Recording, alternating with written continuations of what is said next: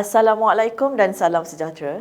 Bertemu kembali dalam rangkuman berita seminggu yang membawakan berita-berita terkini di Pahang. Bersama saya, Janah Kamarizaman. Keadaan banjir di Pahang semakin buruk apabila seramai 9,419 mangsa daripada 2,974 keluarga dipindahkan ke 189 pusat pemindahan sementara melibatkan 9 daerah sehingga jam 10 pagi hari ini. 9 daerah yang dilanda banjir akibat hujan lebat sejak Jumaat lalu ialah Kuantan, Temerloh, Maran, Rompin, Jerantut, Rauk, Lipis, Bentong dan Pekan. Berdasarkan laporan aplikasi Info Bencana Jabatan Kebajikan Masyarakat JKM, daerah Kuantan mencatatkan jumlah tertinggi pemindahan mangsa banjir dengan 2,387 mangsa daripada 641 keluarga dipindahkan ke 34 buah PPS. Di Maran, seramai 1,842 mangsa, diikuti Raub seramai 1,471, Jerantut 1,097 mangsa, Lipis pula 1,036 mangsa, Temerloh 576 mangsa, Rompin 707 mangsa, Pekan 133 mangsa dan Bentong seramai 219 mangsa.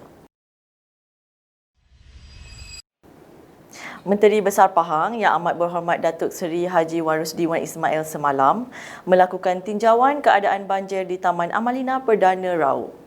Yang Amat Berhormat Menteri Besar juga meluangkan masa menziarahi mangsa banjir yang ditempatkan di Pusat Pemindahan Sementara Balai UMNO Kampung Batu Talam Raub. Terdahulu menerusi Facebook beliau, Yang Amat Berhormat Datuk Seri Haji Wan Rusdi telah mendapat perkabaran beberapa kawasan di Pahang telah mula dinaiki air akibat hujan lebat sejak beberapa hari yang lalu. Oleh yang demikian, beliau berharap semua masyarakat yang terlibat mengambil langkah berjaga-jaga dan meningkatkan pengawasan keselamatan terutamanya golongan kanak-kanak dan warga emas. Beliau juga meminta orang ramai supaya mematuhi arahan yang dikeluarkan oleh pihak berkuasa.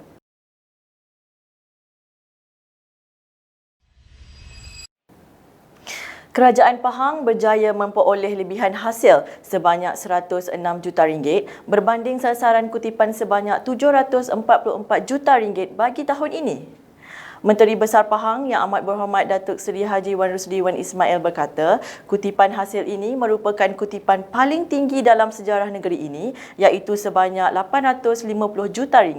Beliau berkata, pelaburan deposit juga berjumlah RM250 juta dan mampu untuk membayar penjawat awam selama 5 bulan sekiranya berlaku masalah di negeri. Beliau berkata, pelaburan deposit juga berjumlah RM250 juta dan mampu untuk membayar penjawat awam selama 5 bulan sekiranya berlaku masalah di negeri ini. Beliau berkata demikian ketika ditemui selepas melakukan program anjuran Jabatan Perhutanan Negeri Pahang di Lembah Bertam, Cameron Highland Khamis lalu. Selain itu, beliau berkata jumlah hutang kerajaan Pahang juga berbaki sebanyak RM931 juta setakat ini berbanding RM3 bilion. Jawatan Kuasa Pengurusan Bencana Negeri Pahang dalam satu kenyataan media Khamis lalu memutuskan berkuat kuasa serta-merta semua petugas dan ahli keluarga pencara Bentong dikuarantin sehingga selesai disaring dan disahkan negatif COVID-19. Menurut kenyataan itu, langkah itu diambil berikutan sebanyak 282 kes daripada 288 kes COVID-19 yang dicatatkan di negeri ini Rabu lalu merupakan jangkitan di kalangan kontak rapat seorang tahanan baru yang dipindahkan ke penjara Bentong dan diisytiharkan sebagai kluster tembok Mampaga. Jawatan Kuasa Pengurusan Bencana Daerah Bentong akan memastikan kebajikan dan keperluan harian petugas dan ahli keluarga penjara Bentong yang dikuarantin ini sentiasa terjaga.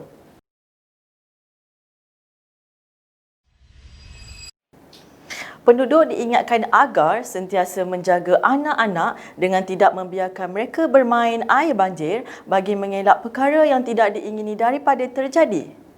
Pengerusi Jawatan Kuasa Sains, Teknologi, Inovasi, Komunikasi Multimedia Negeri Pahang Yang Berhormat Datuk Haji Muhammad Fakhruddin Muhammad Arif berkata, orang ramai tidak perlu panik dan menjaga keselamatan masing-masing serta saling membantu ketika menghadapi ujian bencana banjir ini. Katanya, Kerajaan Pahang akan sentiasa memberi perhatian dan membela nasib rakyatnya lebih-lebih lagi ketika ditimpa musibah. Beliau juga berharap semoga keadaan banjir yang melanda negeri Pahang ketiga ini segera pulih dan semua diberi kekuatan serta dipermudahkan Allah Subhanahu Wa Taala bagi menghadapinya.